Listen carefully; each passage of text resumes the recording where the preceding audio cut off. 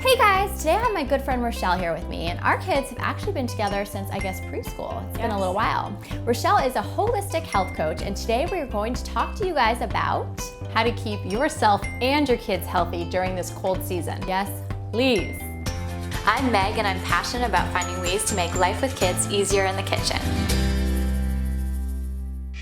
So let me flash back to last year when my family was on rotation sick for like a couple months, and it culminated in a trip to the ER with Ryder, double ear infection, poor little guy. And a lot of you guys commented when I post these pictures to Instagram about essential oils, and that's when it dawned on me that I should call Rochelle, and she spent hours on the phone with me talking through the basics. So we're gonna start today with an Essential Oils 101. So they come from plants, and like with the peppermint, when you smell it in your hands, when you Smells so good. It smells so nice. That is actually like the sack that you're breaking with the oil in it that gives that scent. They're taking out just that oil and putting it into these bottles. It's very powerful. Very powerful, very pure. And then what are the top 4 you'd have on hand this cold season? Yes, okay, so frankincense, which is wonderful for cellular repair. Lemon, which is great for helping to detox the body. Okay.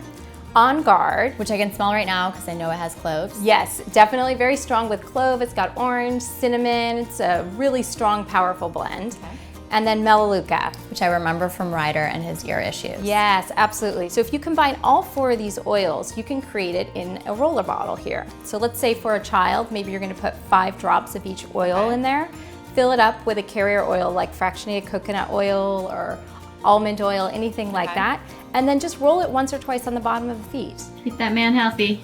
The other thing you taught me about were essential oil diffusers, which are a little bit like humidifiers. You put the cold water in and some of the oils, and it kind of diffuses the scent into your room. Yes. We now have them in every room in our house. And each night we kind of diffuse different things. All right, I put some lavender in there tonight. Sleep well, babe. Love you. So the last thing we'll mention is that you want the most pure essential oil you can find. They're not all created equally, so look in the description below for a great source. Next up, we have elderberry syrup, which is another one that you guys recommended a lot in your comments. I love this. It has a lot of vitamin A, B, and C, very high in antioxidants, and there's studies that have been done showing that people who started taking this when they had a cold or who were taking it when they started to feel like they were getting sick reduce the duration of the cold. That is awesome, and I should mention that it actually tastes really good. It's sweet, so the kids don't mind taking this. Absolutely. So this is a winner for the whole family. Like it? I love it. Next up, we have bone broth. I love bone broth, but there's such an intimidation factor about creating it. Yeah. So please make it simple. All you have to do is grab some bones from a chicken you roasted, put them in the freezer till you have enough. Pour them in a pot with some water that's filling above the line of the carcass. Then add some carrots, you don't have to peel them, onion, and then let it come to a boil. Bring it down to a simmer and then let it simmer for 12 to 24 hours. Even if you just had a cup a day, that's fantastic. Breakfast of Champions requires 3 drinks. Bone broth.